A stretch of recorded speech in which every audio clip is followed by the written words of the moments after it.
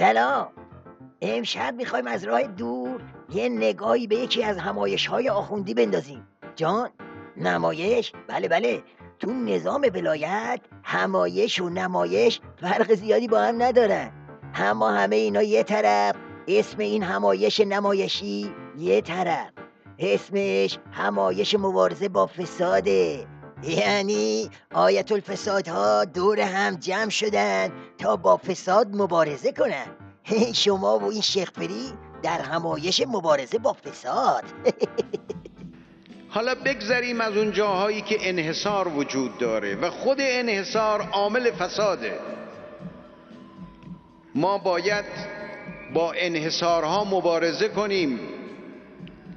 هر چیزی در جامعه رقابتی نباشه و منحصر باشه و مدیریتش انحصاری باشه مشکلات داره. حالا گاهی وقتا ممکنه بعضی از امور کاری نشه کرد، اون وقت باید نظارت قوی‌تر بر روی اون بخشی قرار داد که متاسفانه انحصار وجود داره.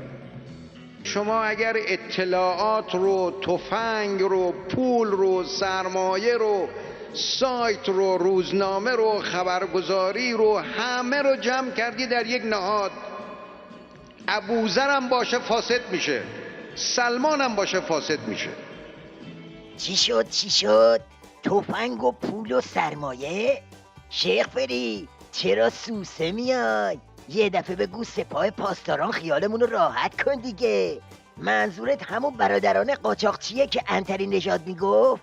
هی بابا، آقا چه خبر شده که کار دولت اعتدال به شلاق کش کردن سپاه کشیده؟ ممکنه انحصارات از یه شکلی به شکل دیگر تبدیل شده باشه، ولی به هر حال دستگاه‌های حکومتی که رانت اطلاعاتی دارن درش نفوذ زیاد دارن.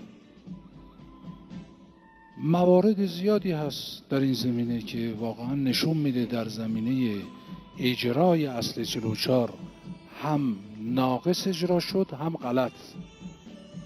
مثلا اینکه ما پالایشگاه رو بدیم به وزارت دفاع معناش چیه از نظر حکومتی؟ یا مثلا پتروشیمی بدیم، یا مثلا بنیاد شهید بانک داشته باشه، چه خصوصیتی داره؟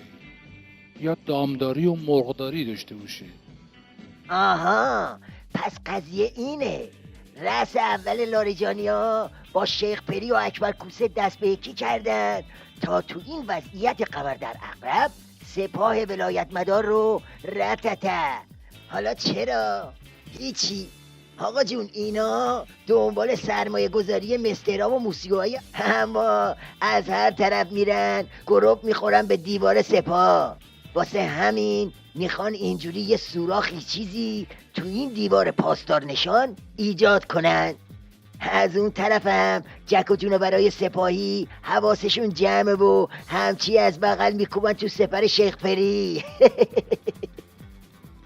وقتی مقام بلندپایه دولتی که میگوید متخصص امنیت ملی است بیان که لازم بداند کوچکترین سند و مدرکی ارائه کند آبروی سلمان و ابوذرهای کشور را به حراج میگذارد و برای نیشخند چند جوانک که بسا به او رأی ندادند و نخواهند هم داد نسبت به فاسد شدن آنها هشدار میدهد، منطقی این است که فکر کنیم حقیقتی است که بناست پنهان نگه داشته شود.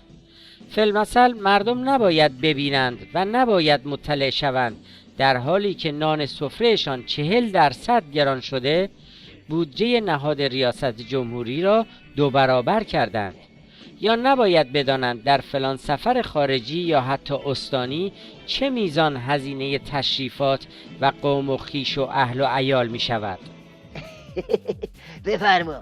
اینم تو پوزی پاسدارا به کوسه و شرکا. وحدت نظامو داری؟ اقتدار ملاحظه میکنی؟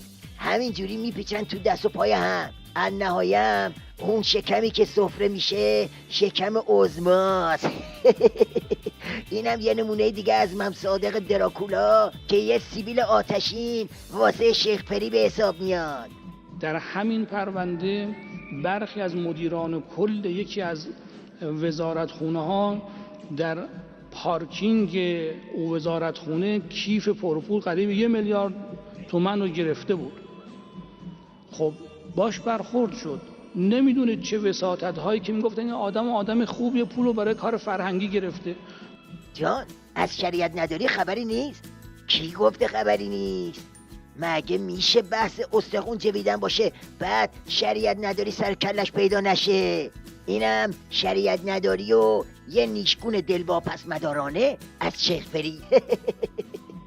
چرا در همین 1 سال با وجود فشارهای تحریم 6 میلیارد دلار صرف واردات خودروهای لوکس، لوازم آرایشی و بنزین وارداتی شد؟ و آیا تصور نمی کنید سنگ بنای سیاست ورزی را بر بداخلاقی و سیاه نمایی و بی‌انصافی گذاشتن سرانجام دامن خود شما را هم می گیرد؟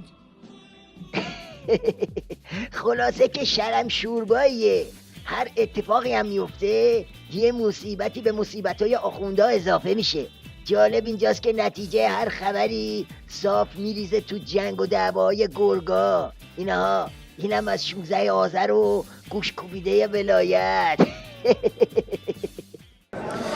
بخش پایانی سخنم آنچه در 16 آذر امسال در دانشگاه‌ها رخ داد نشان داد که اعتدال پوسته نازکی بود که روی حرفها و مواضع جریانهای ساختار شکن کشیده شده بود. مردم در بعضی نطقهای 16 آذر در دانشگاه‌ها معنی اعتدال را فهمیدند. وای بر ما. حسین شریعت مداری که زندانی قبل از انقلاب بوده است می شود تازه به دوران رسیده. هادی غفاری حتاک به نظام انقلاب و رهبری توهین می کند و اجازه سخنرانی پیدا می کند. رفقا نظرتون چیه؟ تکلیف ملت که با لاشخورای با عمامه و بی عمامه روشنه، اما اصل حرف چیه؟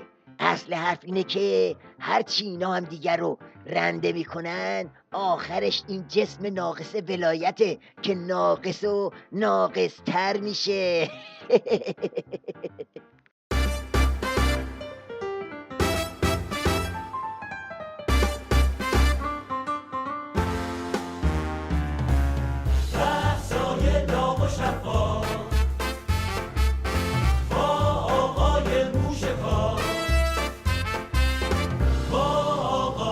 موشکافی